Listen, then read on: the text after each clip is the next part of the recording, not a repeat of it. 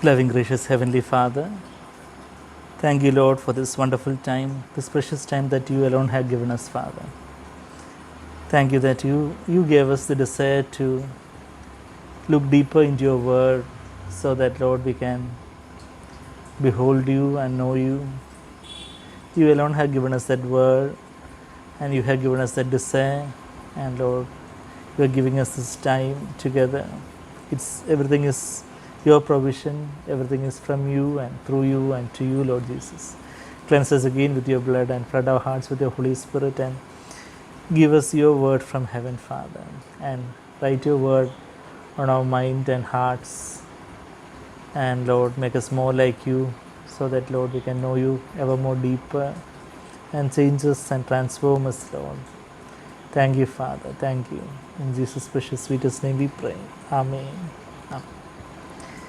So, past so many weeks, we have been continuing to behold the glory of the Lord Jesus, full of grace and truth in the mirror of the Word of God.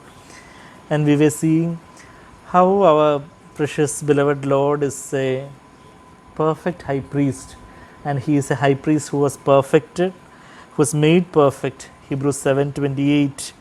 The word of the oath of the Father, which came after the law, appointed a son made perfect forever, and he was perfected through his sufferings. He suffered in the flesh and he was perfected in his spirit. And we are called to follow that same footsteps behind this blessed foreigner who was entered within the veil into the most holy place, into the true tabernacle, the third heaven, where the Father is there and Jesus is enthroned there at the right hand of the Most High, as we read in Hebrews 8:1, at the right hand of the throne of majesty in the heavens. And he is, although he is the King of Kings, he is on the throne, he is a minister, he is a servant also in the sanctuary, and that is in the true tabernacle. And we saw how far he is greater than the high priest in the Old Covenant, the Levitical priesthood. The Levites were permitted to collect tithes, but we read in Hebrews 7 that even the Levites came from Abraham, but Abraham gave tithe even to Melchizedek, and Jesus' priesthood is after the order of Melchizedek, and Melchizedek's priesthood is far superior than the Levitical priesthood. And the Melchizedek priesthood, he had that royal dignity. He came to minister, to serve God's servant Abraham when God prompted him, and he came with food and drink for Abraham and for his servants who were tired after the war. And Melchizedek didn't demand any tithe or any gift from Abraham, but rather Abraham, in gratitude to the spiritual food and the physical food that Melchizedek brought for him, Abraham gave a tithe to Melchizedek. I was reading in the Brother Zach's Through the Bible, that commentary. The Melchizedek's priesthood, that is the priesthood that we are after. Jesus' priesthood is after the order of Melchizedek. That means it is not the Levite priesthood who demanded tithes from the Israelites, and the Levites also, they didn't have any possession or land, they were not allowed to have any. God himself was their possession, and they were permitted to collect tithes from Israelites. Today, so many Christian preachers are following the Old Covenant Levitical priesthood, and they are demanding tithes and money from God's people and exploiting the poor and living in grand luxury. But actually, Jesus' priesthood is after the order of Melchizedek. Melchizedek received gift when it was offered in gratitude, just like Jesus also received gifts from people when they were blessed by his ministry. Luke 8:3 and all, we read about Jesus receiving gifts and all.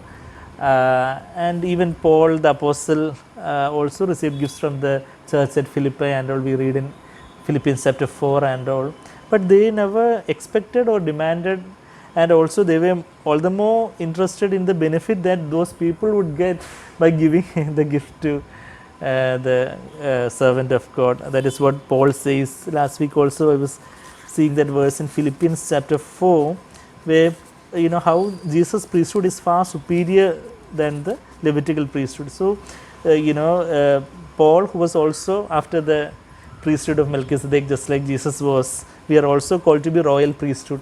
1 Peter 2:9, we know that verse. And that Melchizedek's priesthood, that spirit of Melchizedek priesthood is that Philippians chapter 4 verse 17, not that I seek the gift itself, but I seek for the profit which increases to your account.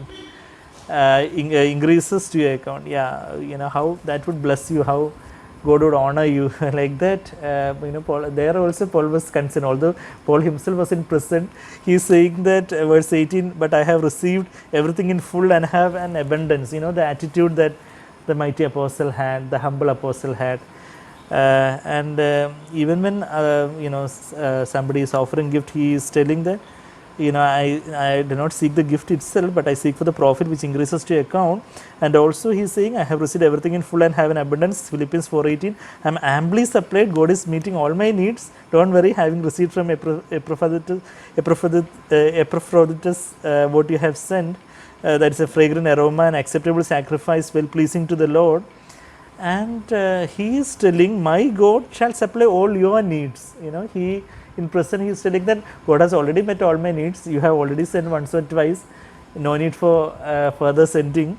God has already met my needs, and God will meet your needs. You are outside prison, but he was more concerned about their needs than his needs. He was not in any kind of self-pity that, I am in prison, please meet my need. These are the needs that we have in the ministry, like so-called Christian preachers send reports today. So that is the dignity of the Melchizedek's priesthood.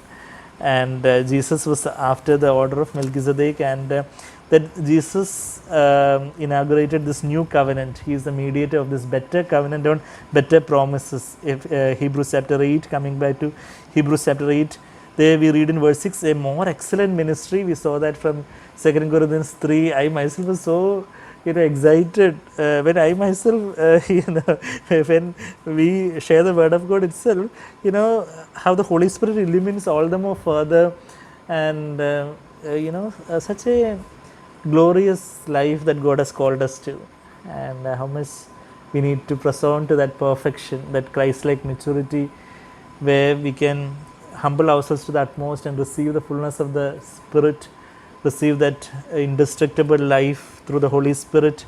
And about that power of the indestructible life, we read in Hebrews 7:16. And this is this more excellent ministry from glory to glory, and this is a better covenant, better promises are there. Old Testament was just a copy and a shadow. The true tabernacle is in heaven, where Jesus is there, Jesus' own presence there in the third heaven in paradise, where Paul was one taken up to, as we read in 2 Corinthians 12. But Old Testament was just a copy and a shadow. And even Moses was said, verse 5, that you make all things according to the pattern which was shown you on the mountain. Moses was just shown a pattern and the details of that, and according to that you you obey that pattern, was what Moses was instructed, and Moses exactly obeyed, submitted to God's word, and the glory of God was there descending into the tabernacle. We read there in Exodus chapter 40, the last chapter. And today the pattern we have, in the Old Testament, that pattern, the word of God, the law, the details of the tabernacle, the measurements, everything was shown to the servant Moses in the mountain. And today the pattern is Jesus himself. Today our pattern, our example, our model, our hero, our everything, our real role model is Jesus himself. And for whatever, for our life, for our ministry, for our home life, for our work life, for our professional life, for our serving and ministering to people, for sharing the word of God, for sharing the gospel, everything, our pattern, our perfect example is Jesus himself. Jesus is the pattern after which we need to pattern our lives. and even to build the church and to build fellowship and to build fellowship among God's people, to build a new covenant church in the locality that God has placed us. Everything is after the pattern of Jesus. Jesus is the real true tabernacle, because we read there in John 1:14 that Jesus, the Word, became flesh and dwelt among us. That word dwelt is actually skeno. That means skeno is the word for tabernacle also. So actually the word can be translated like the Word became flesh and tabernacled among us. He was the perfect tabernacle, and there was the glory upon his life. Just like in the tabernacle, the glory in the most holy place was there. In Jesus' life, the glory of God was there, full of grace and truth. We have seen the glory of God, full of grace and truth. That is what we read in John 1:14. And so Jesus is the perfect tabernacle, and we are also called to pattern after this perfect tabernacle, that is Jesus himself, in our family, in our church, in our work, in our personal life, everything. And and then verse 7 onwards, Hebrews chapter 8 verse 7 onwards, we read that, for if that first covenant had been faultless, there would have been no occasion sought for a second. So not that law had any fault. Law of God is perfect and holy. We read that in Romans 7. But God gave the law. God himself knew that the law would not be able to make the worshipper perfect in conscience. We saw that several times in Hebrews 9:9. The law of God could not fulfill the righteousness of God inside man. So what the law of God could not do, God did by sending his own son in the likeness of sinful flesh. That is what we read in Romans chapter 8:3. And when we walk according to the Holy Spirit, by the prompting of the Holy Spirit, the fullness of the Holy Spirit, and when we obey the prompting of the Holy Spirit as we humble ourselves to the utmost, the righteousness of God, the righteousness of law will be fulfilled inside us when we walk according to the promptings of the Holy Spirit. And the law could not do that. The law could make the external life blameless for a man. Paul says in Philippians 3:6 that I was blameless according to the law. So he was blameless externally, but inside, Romans 7, he was saying that when the commandment said, do not covet, I could not keep that, because it was something that was concerned about inside, and he could not keep that. The law could not help him to do that, and he was crying out to the Lord, and Jesus delivered him. That is what he says in Romans 7 and the initial verses of Romans chapter 8. We saw that in detail in the last weeks also.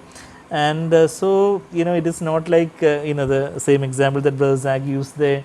It is not like a car manufacturing company, say they, they makes one model and finds there is a fault in that, and then they make a new model. Not like that. The new covenant, old covenant had some defect, and then God is rectifying that defect. Not in that sense, but the law was not intended to do that.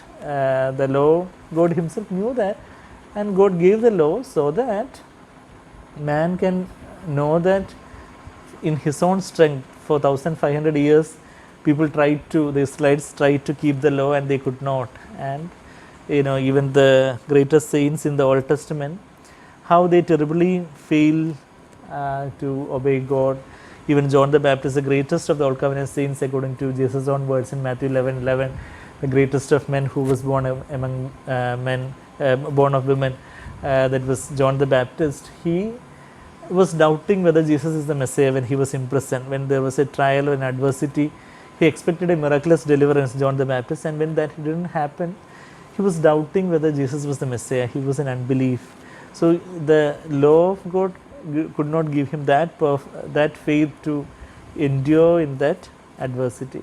Even Elijah becoming depressed, we read that in 1 Kings, and Moses becoming angry, David committing adultery, and so much of failures of God's people, and Abraham telling lie, and so much of things. But in the new covenant, God has called us to a greater and higher standard. And that is what we read over here. That is, we were seeing that. The first covenant had, in that sense, there was a fault in that. because it could not make the worshipper perfect in conscience. Hebrews 9:9. All of the blood of bulls and goats could only cover the sins of people in the Old Testament. Psalm 32:1 we read that blessed is the man whose sins are covered. But in the new covenant, 1 John 1:7, when we are in the light, when we are in the light as he is in the light, the blood of Christ cleanses us from all sins. He blots all our sins, and he does not remember our past any longer. That is what we read last week also. Verse 12 we read that he does not remember, God does not remember our sins anymore. And we were seeing that verse 9, this is covenant is not like the covenant which God made with the fathers of the children of Israel on the day when God took them by the hand to lead them out of the land of Egypt. That expression, how God took them by the hand, through Moses only God led them. And the expression that is used over there is that God is taking them by hand to lead them out of the land of Egypt. And that is how God delivered us from the spiritual Egypt of the kingdom of darkness. We were also delivered to enter the land of Canaan. Now there would be a wilderness experience in between, but the land of Canaan, the land of restful life in Christ, while on this earth itself God has promised us. But the Lord is leading us by his own hand, and he will make us enter the new covenant life, that is the kingdom of God, when we become truly poor in spirit. When Jesus began the Sermon on the Mount, he said, Matthew 5:3, blessed are the poor in spirit, for theirs is the kingdom of heaven. That is the real key, the master key to experience the new covenant life, the kingdom of heaven, to be poor in spirit, to be zero before God and acknowledge that, Lord, I am just nothing. When I see your perfection and when I see your glory, I have sinned and have fallen short of your glory, and Lord, I cannot make it by my own strength. Although we are living in this new covenant age, we can also have that spirit of legalism where we try to obey God by our own strength, and we fail like the old covenant people fail to obey the law. We can also, when we in the initial, especially in the initial days of a Christian life, that being under the law is a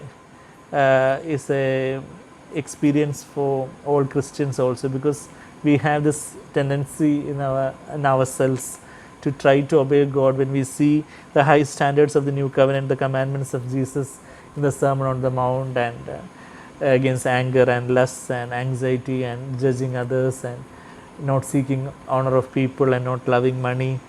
When we try to obey God by our own strength, we will fail miserably, and we will acknowledge that, Lord, we will also learn the lesson that the Israelites learned over 1,500 years, that, Lord, I cannot obey you by my own strength.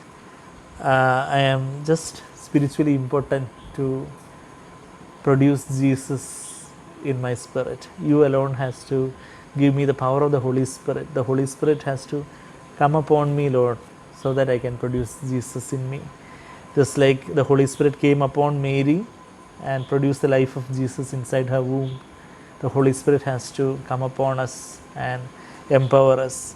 And so this is not like the covenant which God made with the fathers, and God led them by his own hand from the land of Egypt. He leads us by his own hand even today. But those people did not continue in his covenant. When the Messiah came, they did not accept him. If you accepted, and those who accepted and received the Messiah, God gave them right to become the children of God. That is what we read in John 1:11 and 12. John's Gospel, chapter 1, verse 11. He came to his own. John 1:11. He came to his own, to the land of Israel, to the people of Israel, and those who were his own did not receive him. But as many as received him, first among the Jews, all the disciples of Jesus, initial disciples, the 12 apostles, all were from Jewish background, and then from Samaria, and from Acts chapter 10 onwards, from Cornelius' household onwards, the Gentiles also began to accept Jesus. And so that is what we read here in John 1:12. But as many as received him, whether Jews or Gentiles, to them God gave the right to become children of God, even to those who believe in His name. When we receive Him and believe in His name, God has given us the right to become children of God. And so those people, that is what we coming back to Hebrews 8 verse 9, they did not continue in my covenant, and I did not care for them. Because they did not continue in my covenant, God was in no obligation to care for them, because God said that if you continue in my covenant, I will do this and this for you. Deuteronomy chapter 28, and all we read that the terms in the Old Testament and all. But here in the New Covenant, the terms, those have been already been prophesied in Jeremiah 31:31. So Hebrews chapter 8 verse 8 to 12 are an exact quotation from Jeremiah 31:31 onwards. And so the three terms of the New Covenant, in the New Covenant, which this better covenant on three promises, better promises, three promises are highlighted here by the Holy Spirit through the author of the book of Hebrews. And we were seeing that that verse 10, 11 and 12, the three promises in the New Testament, New Covenant, New Testament and New Covenant are the same, is elaborated over there. And verse 12 begins with the word for. It's a conjunction, because that means that is the first term. So that's why last week we were delving deeper into that God's mercy in justifying us. So the first term of the New Covenant is in verse 12, because that begins with that, because He is merciful and because He does not remember our sins anymore. Then only verse 10 and verse 11 we will be able to experience. So we were seeing last week also that how God is merciful to our iniquities. His mercies are new every morning. We read that even in the Old Testament, Lamentations 23. Lamentations 3:23, we read His mercies are new every morning. That means, that also I've heard Brother Zach explaining, like His mercies are new every morning. Every morning, every day, if we fall into some sin and when we confess, we might think that, Lord, I am committing this sin 10,000 times. But Jesus' mercy is so new every morning that He is saying, I don't remember your sins anymore. I am forgiving you this sin as if you are committing the sin for the first time in your life, because His mercies is so new and fresh. He does not remember our sins anymore. That is what, although that is prophesied, although that is said over there in the Old Covenant, the fullness of that here in the New Testament through the justification through Jesus' blood only we will be experiencing. His mercies is new and fresh. That word new can also mean fresh.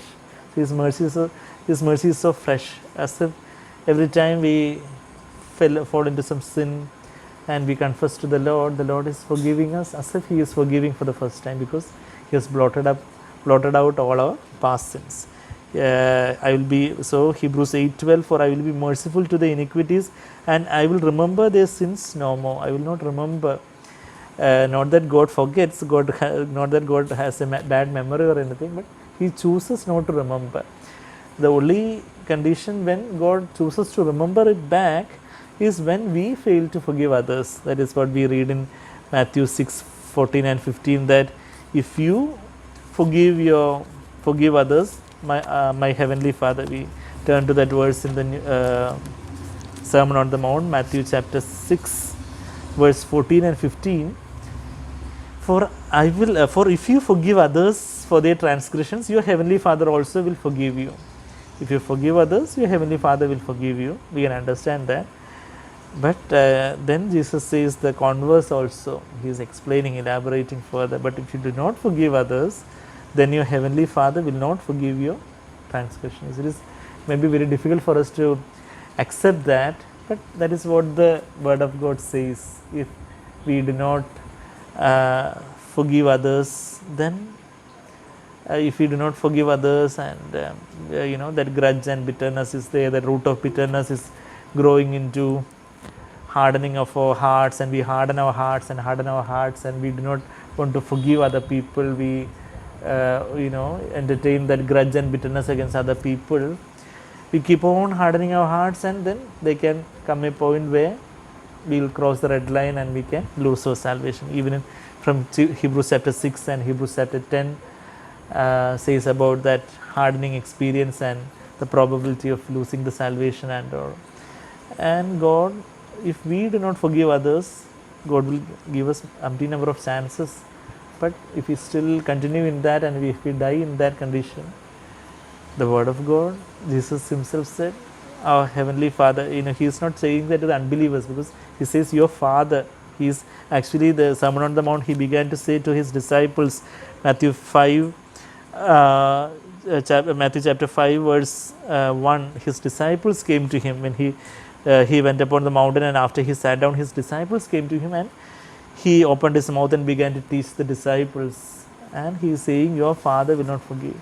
So, actually, if we fail to forgive others, and if we keep ourselves in that grudge and bitterness, and we are far away from God, and we won't be having true fellowship with God if we do not forgive others. We know that from our own lives, if we have some bitterness, that will be pricking our conscience, and if we keep on hardening our hearts, that fellowship with God is broken, and one day that relationship with God also can be broken eternally. Such a dangerous warning, grave warning. The word of God is so realistic, and word of God wants us not to condemn us in any way, but that we will be sensitive to the prick of the conscience, the promptings of the Holy Spirit, and we humble ourselves, and instead of hardening our hearts when we hear the voice of God, as we are exhorted repeatedly in the book of Hebrews also, Hebrews chapter 3 verse 7 and 8, today if you hear his voice, do not harden your hearts. The Lord would be pleading us through many ways, through the word of God, through other people, through some circumstances. The Lord would be speaking to us, and if we keep on hardening our hearts, then such a great danger would be awaiting us. But we humble ourselves and say that, Lord, I want to forgive. I am not able to, Lord, but I want to. If that willingness God sees, and the Lord will help us, and so then the Lord will give us the God will show us how much we have been forgiven, and how Jesus prayed on the cross, Father, forgive them, for they do not know what they are doing. And if we are surrendering ourselves to the work of the Holy Spirit will flood our hearts with his love, Romans 5:5, and he will help us to forgive other people from their hearts, and we'll be able to see things from a heavenly long-term perspective, and we'll see that we'll be able to, the more we are filled with the Holy Spirit and we partake of God's nature, it will be all the more easy for us to forgive others also. That is God's nature. God's nature is always forgiving. Even now in heaven, one thing that God constantly does is that that is also something that I heard from Brother Zach only, like 24/7 24 hours of the day, even when it is day here, even if it is night on this part of the world, the other part of the world it will be day. So some believer from some many thousands of God's children from many parts of the world at any given moment would be asking God for forgiveness, and God will be saying, forgiven. So that is the nature of God, and the more we come closer in fellowship with the Lord, we can also forgive people, and because they do not know what they are doing, that's why they are doing like that, that's why they are said like that, that's why they did like that. It will be all the more easier the more we partake of little more of the nature of Christ through the Holy Spirit. We'll be able to forgive them from their hearts, and then actually we can claim the promises of God. If we forgive others, of course He will not remember our sins anymore, and we saw that the power of justification, we saw that from Romans chapter 3 and Romans chapter 5. Romans chapter 3, we saw that we are justified. Romans chapter 3, we read there in verse 26 that he would be just and the justifier of the one who has faith in Jesus. Through our faith, God justifies us, and justified by faith again, verse 28, and Romans chapter 5 verse 1, justified by faith, and Romans 5 verse 9, justified by his blood. So justified by faith and justified by his blood through the and just and there we read there that verse 20, Romans chapter 3 verse 24 also, justified as a gift by his grace. So by the grace of God, which includes the mercy of God also, grace of God includes the mercy of God, the forgiveness also is included in the mercy, in the grace of God. We read that in Ephesians 1:7 last week also. Grace of God is much more than the mercy of God. Grace of God includes the power of the Holy Spirit to overcome sin that meets all our needs also. But that includes the forgiveness and trespasses of our sins according to the riches of His grace. We read that in Ephesians 1:7. So, through His grace and through His mercy, through the blood of Christ, we have been justified when we put our trust in Christ. And we saw that the word justify means that we are made righteous. That means God has given us as a robe of righteousness of Christ, as if we had never ever sinned. And that is a confidence that we can have before God when we stand before the throne of grace. How we can have that confidence before God, that fearless confidence before God, because Jesus has not just covered our sins, He has cleansed our sins. We saw that example of that blackboard and the wet cloth. Blackboard, if all our sins are written, and if it is covered by a blanket, that was how it was the forgiveness in the Old Covenant. Psalm 32:1, blessed are those whose sins are covered. It was just covered. There was an annual reminder of sins, Hebrews 10:3 we read there. But today Jesus is taking away that blanket and He is wiping, blotting all that whatever is written on the blackboard with a wet cloth. He has, we read there in Colossians chapter 2 rather, that He has cancelled our debt. We'll read that verse also, which is very encouraging and uplifting. Colossians chapter 2 verse 11, and in Him you were also circumcised with a circumcision made without hands in the removal of the body of the flesh by the circumcision of Christ, having been buried with Him in baptism, verse 12, in which you were also raised up with Him. And verse 14, they having cancelled out the certificate of debt consisting of decrees against us, having nailed it to the cross. When He had disarmed the rulers and authorities, verse 15, He made a public display of them, having triumphed over them through Him.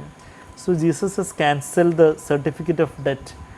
The law of God had such demands, and we were indebted to God. Whatever debt we had, that certificate of debt, Jesus cancelled it. Jesus put a red line over that and said that all those sins, everything is cancelled, everything is blotted out, and now we have the, not only that we can stand before God as if we had never ever sinned, but also as if we have obeyed as Christ has obeyed. We are made righteous like Christ. We are made complete in Christ. We saw that in last week also in Colossians 2:10. In Him we are made complete. So with that confidence we can stand before Him. All the spiritual blessings are ours in the heavenly places. Ephesians chapter 1 verse 3 and 4. And God does not remember our past sins any longer. And the same thing is repeated in Hebrews 10:17 also. And their sins and their lawless deeds I will remember no more. And that is the clean slate we have to start our Christian life with, where it is not just that we have been forgiven, but we have been justified also. And another beautiful example that I have heard is that, suppose actually there are two criminals, not two criminals, but two people who were against whom there was some allegations, and court after examining and hearing all the pleading of the advocates and all, one person, he has committed the crime, but because of all these circumstances and all, the court is forgiving him. So if you ask a person, are you happy? He is happy that he is forgiven, but still when he is going outside, he will be hanging his head in shame. Anyway, I have committed that crime, just a forgiven sinner, like that he will be hanging his head in shame.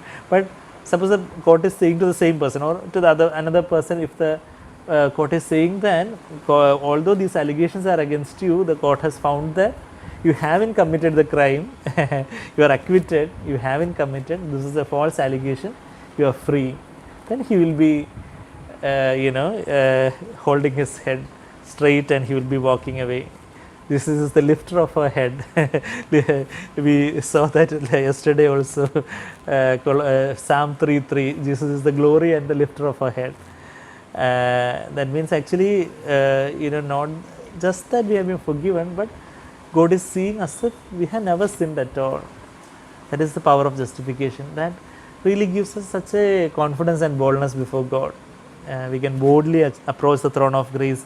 Hebrews 4:15 and 16. Hebrews 4:16 we were seeing many months before also. Let us boldly come to the throne of grace because He has already forgiven us, and His mercies are new every morning, and He does not remember our past sins. But we can remember not our past sins per se, but we can remember the forgiveness and the purification of our past sins. If we read that, if you read 2 Peter 1:9, there the Apostle Peter is saying that we should not be, if you lack many of the qualities mentioned before that, he says that 2 Peter 1:9, for he who lacks these qualities is blind or short-sighted, having forgotten his purification from his former sins. So it is not that we we are remembering the former sins as such, but we are remembering the purification of our former sins. In other words, we are gratefully remembering how much God has forgiven us. He who is forgiven more loves more. Jesus himself said that in Luke 7:47, after saying that parable of two debtors, when that sinner woman was cleansing, wiping Jesus' feet with her tears at the house of Simon the Pharisee. Jesus told that parable about of two debtors who had been forgiven, and he who is forgiven more loves more. So we remember our sins not in a manner that it condemns us, but in a manner that makes us all the more grateful. Lord, although such horrible things I have done in the past, Lord, you have forgiven me.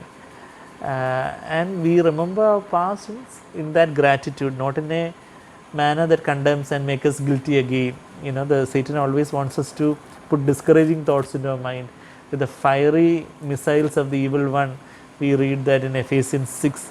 But with the shield of faith, we need to extinguish the fiery missiles of the evil one. The shield of faith, with the blood of Christ, faith in Christ, that Jesus has already blotted out everything, and I am trusting in the Lord, and He does not remember my sins anymore. It is such a, if you really see, and we saw that Song of Songs 4:7, where the bridegroom is saying to the bride, you are altogether beautiful, my darling, there is no blemish in you. That is how the glory that Jesus is seeing in us, the bridal glory and beauty, that He is not seeing any blemish in us when we are cleansed and justified by the blood of Christ.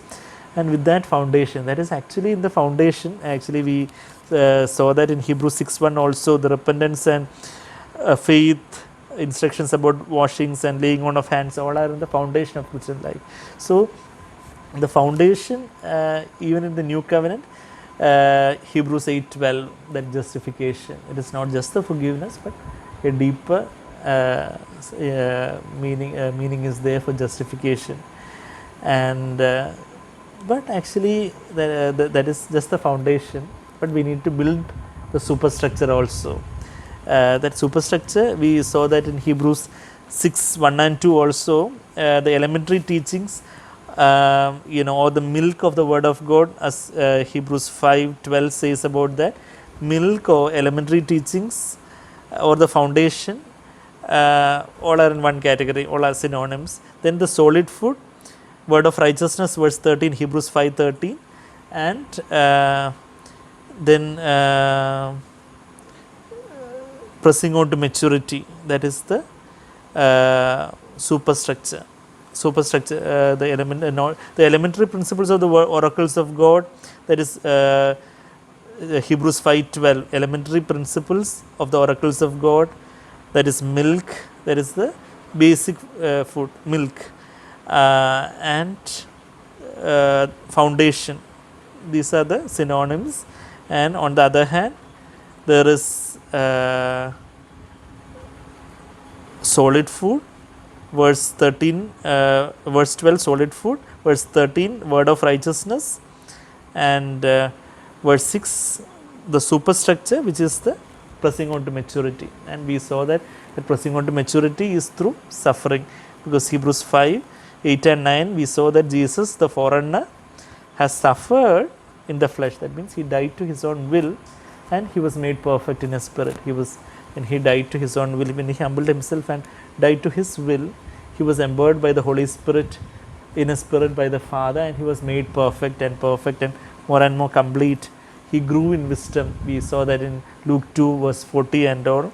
And now we are also exhorted to walk in the same way. We need to build the superstructure. So verse 12, Hebrews 8:12 is the foundation, and verse 10 and 11 are the superstructure. Verse 10 we read there, for this is the covenant that I will make with the house of Israel after those days, says the Lord.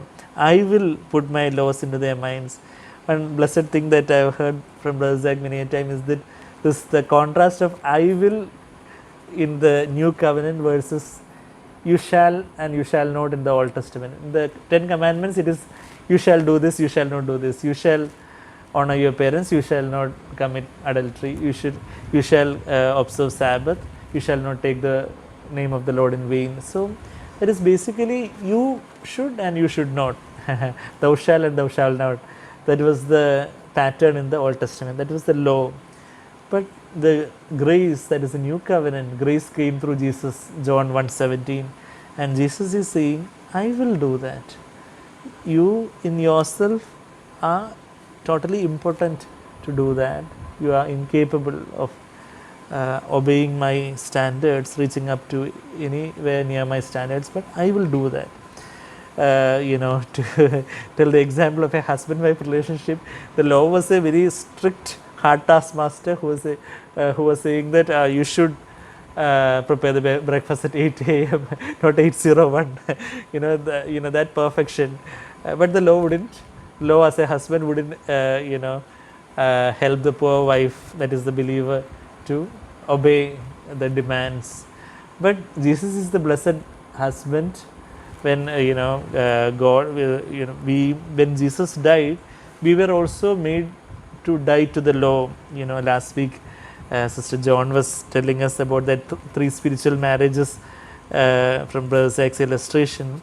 If you turn to, actually when we are seeing the new covenant, it's good to see that illustration that is what we read in Romans chapter 7. It's a very very interesting illustration. Romans chapter 7 verse 4. So the 3 spiritual marriages in the life of a believer. When we were unbelievers, we were married to the old man, the old self that the Bible talks about. And the old self was in fellow, when the flesh, when the robbers came to break in the house, the old man is like a unfaithful servant that would open the door for the robbers to get in. Like that, when the lust of the flesh knocks at the door of our heart, the old man, the old unfaithful servant would, in our unbeliever days, always actually, the unbeliever, without any prick of conscience, they will be continuing to enjoy the sin. They will be like the pig wallowing in the mud. But when we became a believer, the old man died in Christ. Old man, Romans 6:6, our old self was crucified in Christ. We do not want to sin anymore. There is a new servant. Instead of that old unfaithful servant, there is a new servant, the new spirit that God has given us.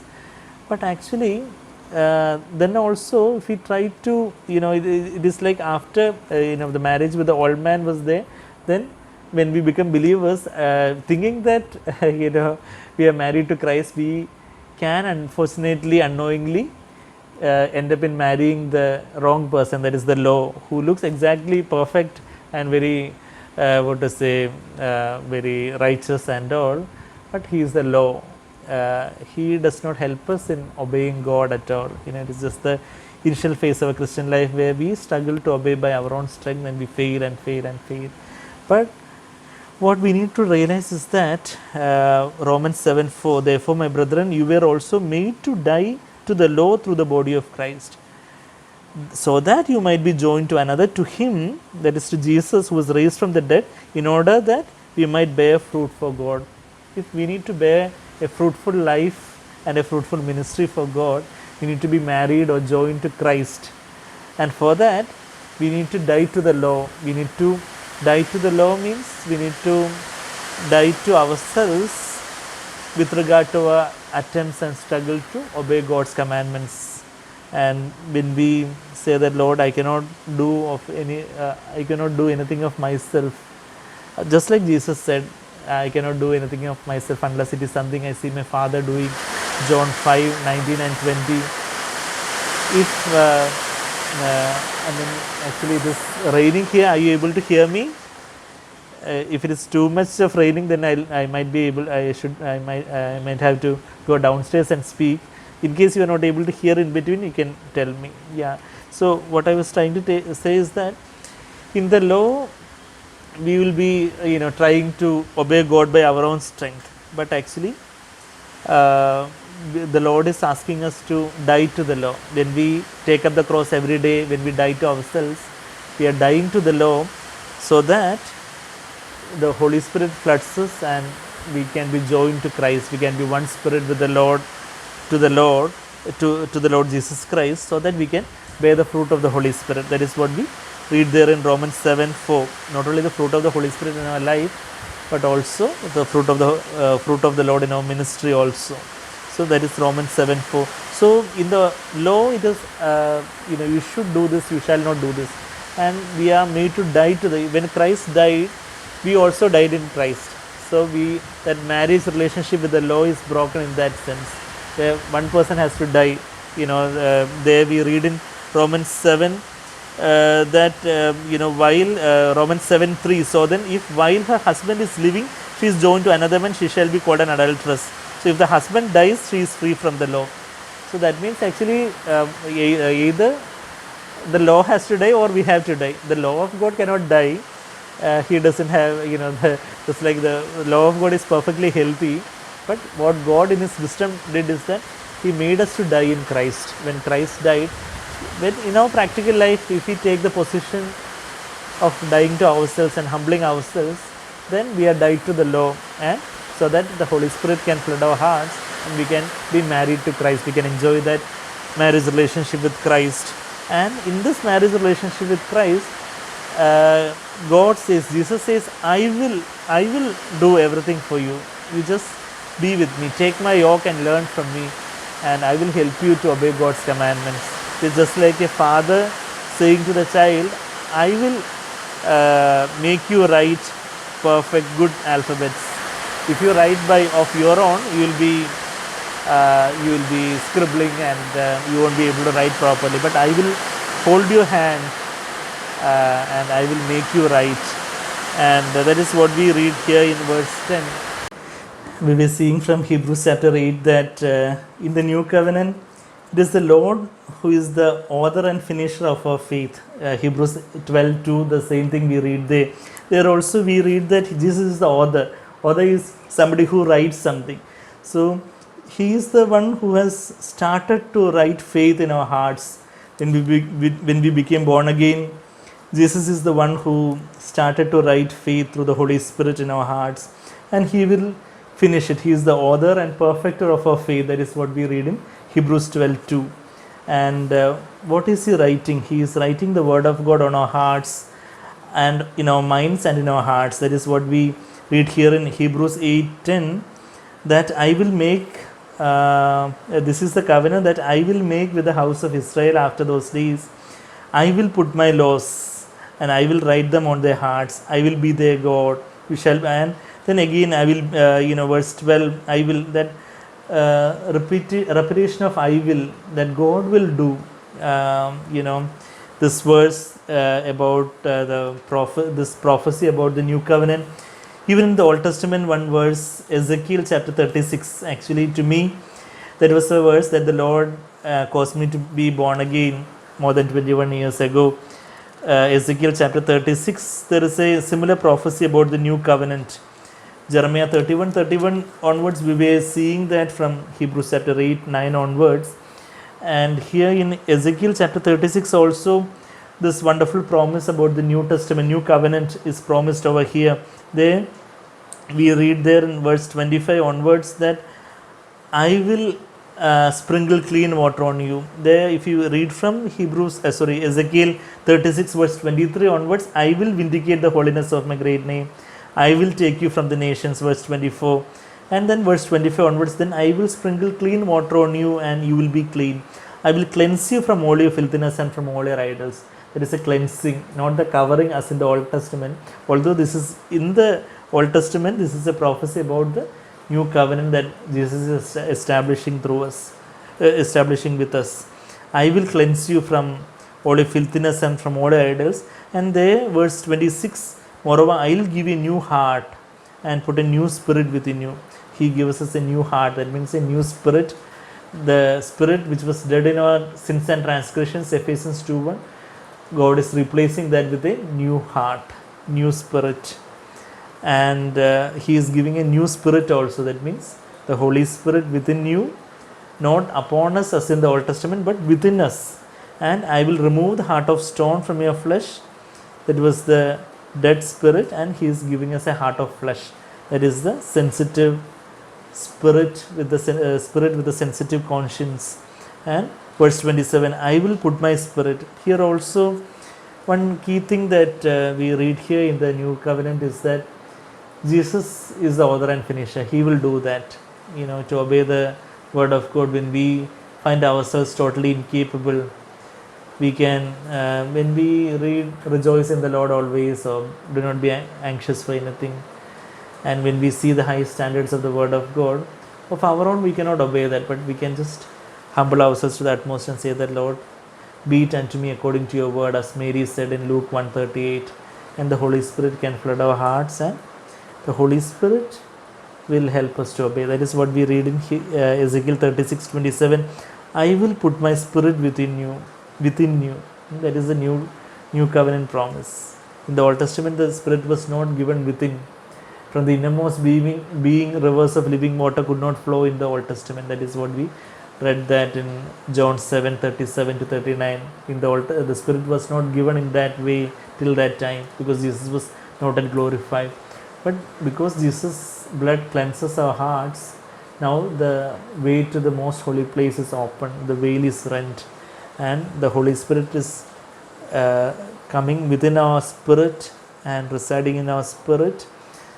He is strengthening our spirit, and the Holy Spirit strengthens our spirit, and then our soul and our body is yielded as a living sacrifice to the Lord, and the Holy Spirit is able to use our soul and body to walk in the statutes of God. So that is what we read here in verse 27. I will put my spirit within you, and I will cause you to walk in my statutes. I will cause you to walk in. Just like a father is holding the hands of the child to walk, teaching him how to walk. So like that, we are incapable to walk like Jesus walked. But 1 John 2:6 says that if you abide in Christ, then you ought to walk in the same manner as Jesus also walked. So how can we walk like Jesus walked? Jesus walked on the waters. Yesterday also we were seeing that in John's Gospel chapter 6 in the Malayalam Bible study. Jesus walking on the waters. Next week we will be seeing that Jesus walking on the waters in more detail. And we were saying that walking on the waters is the world and the worldly system. The water that the world gives cannot satisfy your thirst. Jesus himself said in John 4:13. So on the top of the waters of this world, Jesus is walking. That is even though Jesus literally walked on the water, there is a spiritual meaning to that. Today we are walking on the waters with the Lord. Waters of this world, the system of this world, the lust of the eyes, lust of the flesh, and the pride of life of this world, money, honor, pleasures of this world. We are walking over that in a heavenly realm with the Lord Jesus. And how can we walk? How can we ever obey that commandment? Set your mind on things above. We cannot of our own, but we have died and our life is hidden with Christ. Even if you keeping a finger here, and also I know there is a finger there in Hebrews 8 also, and another finger here. If we turn to Colossians chapter 3, there we read that set your mind on things above. And how can we ever obey that? but the, or to say the key is said over the Colossians chapter 3, verse 2 says, set your mind on the things above, not on the things that are on the earth. Why? Because, verse 3, for you have died and your life is hidden with Christ in God. If you are still living, you cannot set your mind on things of the things of heaven. But if you have died in Christ, Jesus died, so I also died to myself, Lord. Today I take up the cross and die to myself. My will is here strong, but Lord, your will, your word is like a two-edged sword, and Lord, when that will of yours crosses my will, there is a cross over here, and I die to myself on that cross. And when I die to myself, then the Holy Spirit will fill my spirit, and I will be entering the most holy place, and my life is hidden with Christ, beyond the veil, hidden with Christ in God. That is what verse 3 we read there. Then only we will be able to set our minds and set our mind on things above, because when our heart is filled with the Spirit of God, when our spirit is flooded with the Spirit of God, the Spirit of God will influence our mind, the way we think. Romans 12:1 says about the living sacrifice, the Holy Spirit descending upon us, and verse 2 says about let your minds be renewed, do not be conformed to the conformed to this world, but be transformed by the renewing of your mind. So your mind would be renewed by the fullness of the Holy Spirit, and as the Holy Spirit gives us a desire to read the Word of God, our mind will be more and more renewed to think like Jesus thinks. So that is how the Lord helps us to obey. Ezekiel 36:27, I will put my spirit within you and I will cause you to walk in my statutes, and you will be careful to observe my ordinances. And that is what the Lord is encouraging us actually, to trust in Him. Lord, you have promised. We can quote that Ezekiel 36:27. Lord, you have promised that I will cause you to walk in my statutes. So I want to. You write your laws on my mind and on my hearts. There is another thing that we see over here. In the Old Testament, it was on tablets of stone that God wrote His laws, indicating that their hearts were hard as stones in the Old Testament, because this, it was a heart of stone. That heart of stone only is replaced by the heart of flesh in the new covenant. Ezekiel 36:26. Jesus also said in Matthew 19 that Moses permitted when Pharisees asked him about divorce. Jesus is telling them that Moses permitted that because of the hardness of your heart. It was not like that from the beginning, so that their hearts were so hardened because Holy Spirit was not within them, because the blood of Christ was not there to cleanse their sins. We read there in Matthew 19, there Jesus says about the hardness of your heart. Verse 8, He said to them, because of your hardness of heart, because your hearts were stony heart, Moses permitted you to divorce your wife, but from the beginning it had not been this way. If today also when believers say that they want to divorce and all, they are still under the old covenant, their heart is so hardened, that is why they want to divorce. Bible is against divorce. Of course, the exceptional circumstances about adultery and all is said over there, but that also, that is not a commandment, but there is a permission. So because of the hardness of heart, God permitted that. There was a heart of stone, but God is in the new covenant, when the Holy Spirit comes into a spirit, that old spirit, that heart of stone is taken away, and a new spirit and a new heart of flesh is given, and He has put a new spirit, that is the Holy Spirit within us, and the Holy Spirit is empowering our new spirit, our new heart, to be strengthened to obey Jesus. And that is what we read here, Hebrews 8 verse 10, that I will put my laws into their minds and I will write them on their hearts. And in the Old Testament we read that God wrote on the tablets of stone, because indicating their hearts were hard as stone, and God wrote them with the finger of God. That is what we read there. And what is the finger of God? I was listening to as well as reading from verse X through the Bible. And if you turn to Luke chapter 11:20, Jesus refers to that phrase, finger of God. Jesus himself saying about the finger of God. Luke chapter 11, verse 20. But if I cast out demons by the finger of God, then the kingdom of God has come upon you. And Matthew, the same portion, if you read in Matthew chapter 12, verse 28, Matthew chapter 12, verse 28, we read there, but if I cast out demons by the Spirit of God, then the kingdom of God has come upon you. So, if you know how God in His wisdom has allowed 4 gospel writers to write the gospel from, the same Holy Spirit inspired them to write. And so God is testing whether we are diligent enough to compare and correlate and learn lessons from there. Even the miracle of feeding the 5,000, 4 gospels, all the 4 gospels mentioned the only miracle that is mentioned in all the 4 gospels, feeding the 5,000, when we were seeing that in the Malayalam Bible study, when we compare all the 4 gospels, that incident become all the more clearer to us, and so much more of lessons we are able to learn. So here Matthew 12:28 and Luke 11:20, if we compare, we understand that the finger of God is the Holy Spirit. So God through the Holy Spirit only wrote on the tablets of stone there, but today in the new covenant He is writing on the tablets of our hearts, tablets of human hearts. Similar expression we read there in 2 Corinthians chapter 3 also. 2 Corinthians chapter 3, most of us would be familiar with that verse.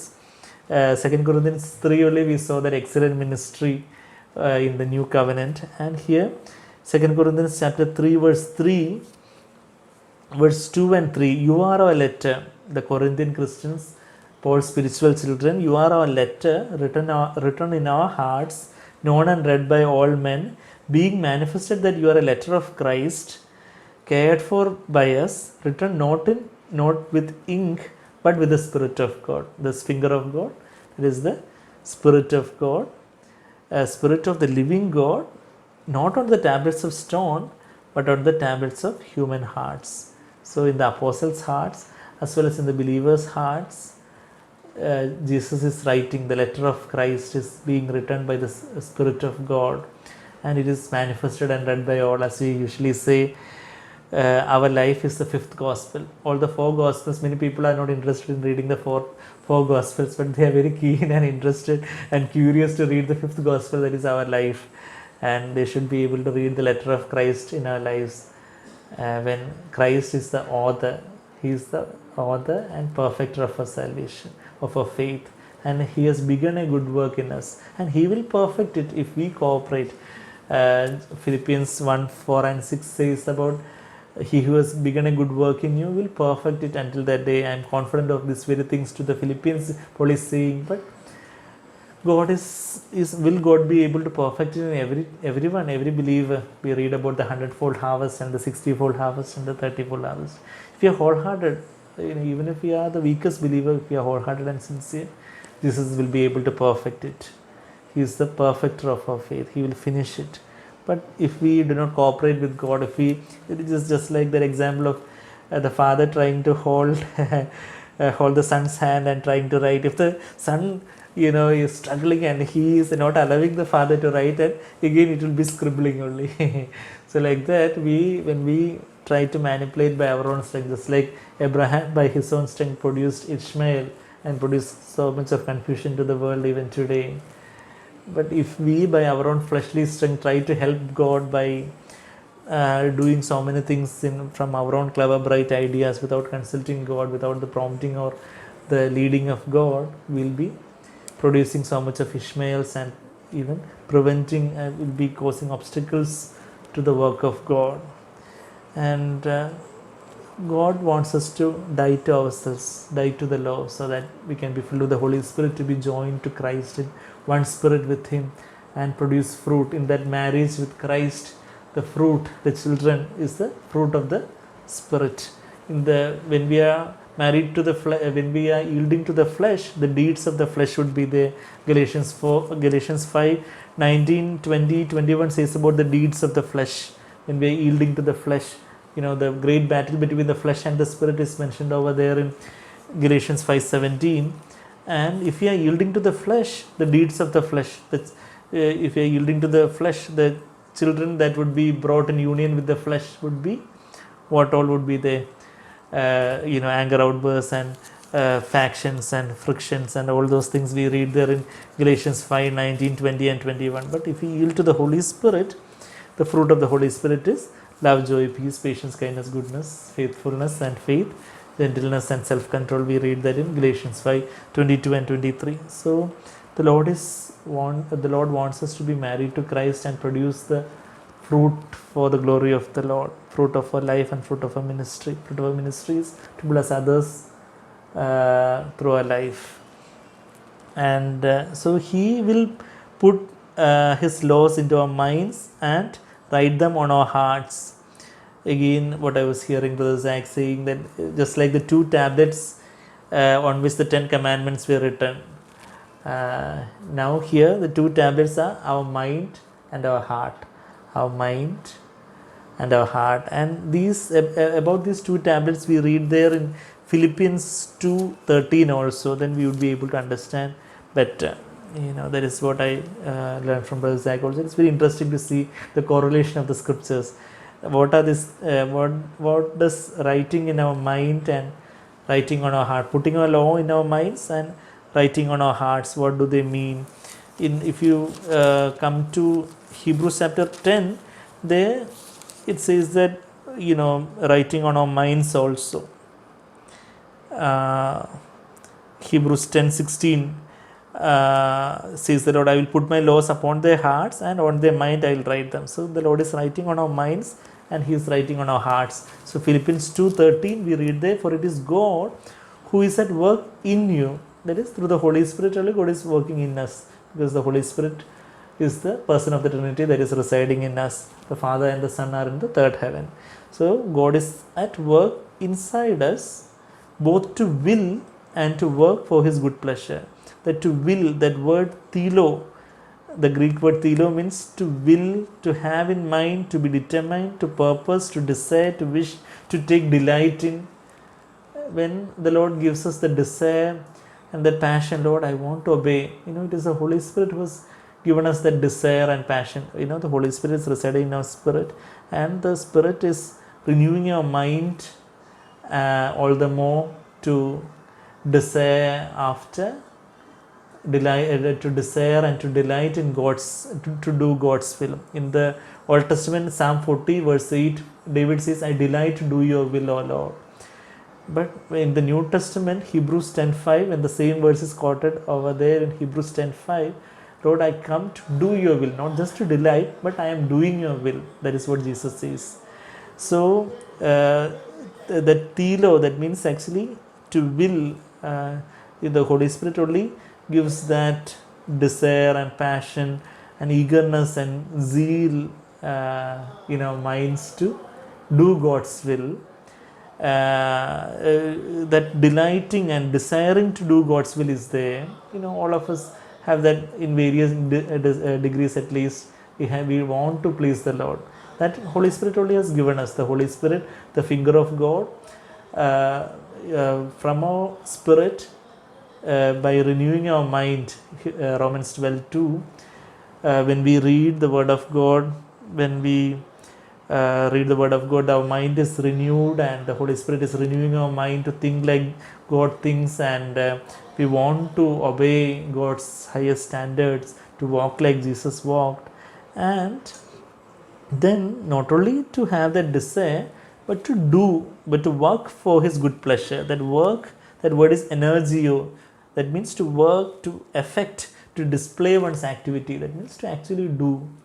When Word of God says, do not be anxious, Lord, I want to have that life where I am free from anxiety. That is the desire to obey God's word.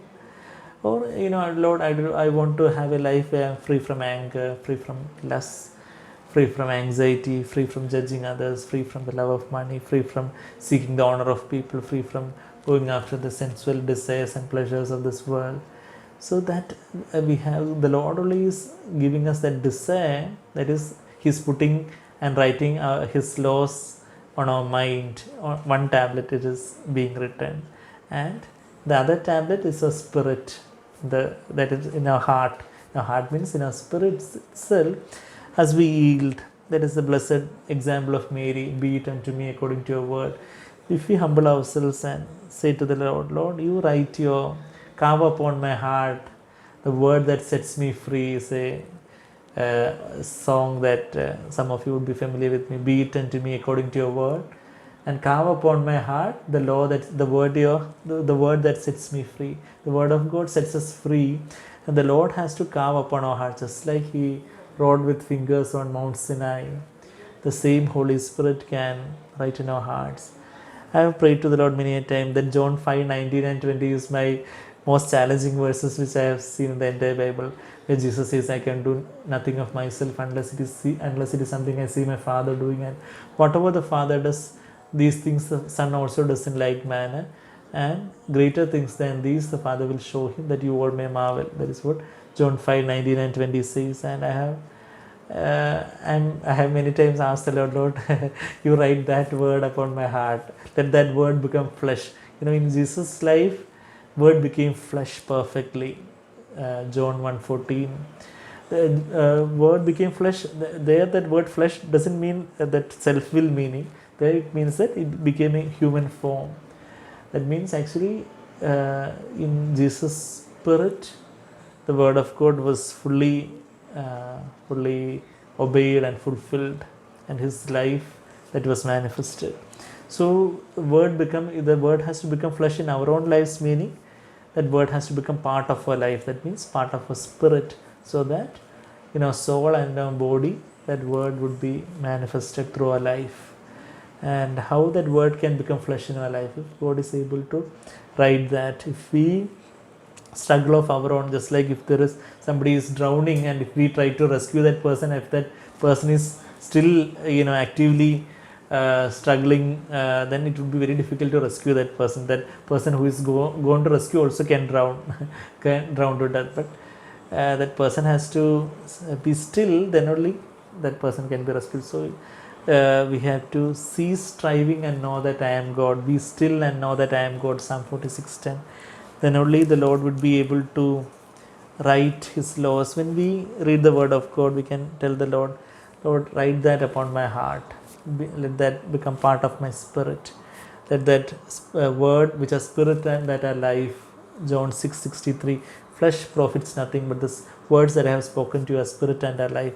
When Jesus speaks to you and that spirit and life are communicated to our spirit, that word become all the more part of our spirit. We'll be able to obey that will. The more the word is part of our spirit, our inner man is being renewed and transfigured from one degree of glory to another, and becoming more and more like Christ. And that is being partakers of the divine nature of Christ, as 2 Peter 1:4 says. We become more like Christ. We become transfigured. That word transfigured is the same word that is used in transfigured. Jesus was transfigured on the Mount of Transfiguration, and we read there in Matthew 17 and all. The same word transfigured is used there in 2 Corinthians 3:18 also, where we were transformed from one degree of glory to another. The word in Greek is metamorphos. Morphos means form. So that changing in that form, we are becoming more like Christ in our inner being. Not that we obey God outwardly just to show other people, but inside us we love people and we want the best for other people. We partake of the humility of Christ, and we partake of the gentleness and compassion of Christ. And that is what the Lord has come to do, to effect in us, not only to give us a desire that is writing on our mind, but also the power to do that through the Holy Spirit. That word becomes part of our spirit, and we are becoming more like Christ. We are growing to that maturity of Christ. Ephesians 4:13 says that, so that we all attained Ephesians 4:13, to a mature man, to the measure of the stature which belongs to the fullness of Christ. And verse 15 says, grow up in all aspects into him who is the head, even Christ. Christ is our pattern, so we are growing up to him, and from one degree of glory to another. And the more we yield to the Holy Spirit, the more we humble ourselves and yield to the working of the Holy Spirit in our life, the more the Lord will be able to carve upon our hearts the word of God that sets us free and make us more like Christ. And then we will be able to know him deeper and deeper. That is what we read in verse 11, which God willing we will see in further detail next week. In prayer. Loving, gracious Heavenly Father, thank you, Lord, for the blessed new covenant, the excellent ministry, the new covenant, the better covenant on better promises. Thank you, Jesus, that you are the mediator, and Lord, you are the one who has started this ministry in our hearts, and you have started to write the words of faith, your word, on the tablets of our heart, Lord. Thank you, Jesus. You are the one who has started and you will finish it. And Lord, we want to cooperate with you perfectly and completely. Lord, help us, Father. You are the one who has written in our minds also and has given us the desire and passion and zeal to obey that, Lord. And Lord, you are the one who will enable us in our spirit to obey that. And we want to surrender ourselves completely to you, Lord Jesus, and we want to remain in that state of surrender all the moments of our life. We are just but zero, Lord. We are just the clay and you are the potter, and you can write on our hearts all the word, Lord, all your promises and commandments. We want all the word to be fulfilled in our life, all the promises and commandments for a new covenant Christian. Lord, we want all that word to be part of our spirit, to become part of our being, so that, Lord, we will become most like Christ. Lord, we want to press on to that perfection and maturity. Help us, Father. Help us to walk the way of the cross. Help us to look unto you, the perfect pattern, the role model. And you have walked this way. And you are the one who has promised that I will cause you to walk in my statutes. And we trust in your promise, Lord. We want to hold on to your hands. And you are the one who leads us by your own hand. And Lord, you would fulfill all that, Lord. We trust in you. We believe that, Lord, that we would not have any regret when we stand before you at the judgment seat of Christ. Help us to live our lives in such a way that, Lord, we won't have any regret when we stand before you at the judgment throne. Thank you, Jesus. Thank you for the blessed fellowship. Thank you for the blessed sharings from the blessed brothers and sisters. And we want to bless them all in your name, Father. Be with us, and you know our needs. You know our frailty. You know what all things are happening in our lives, and nothing has happened without your knowledge and permission. We want to entrust everything into your hands.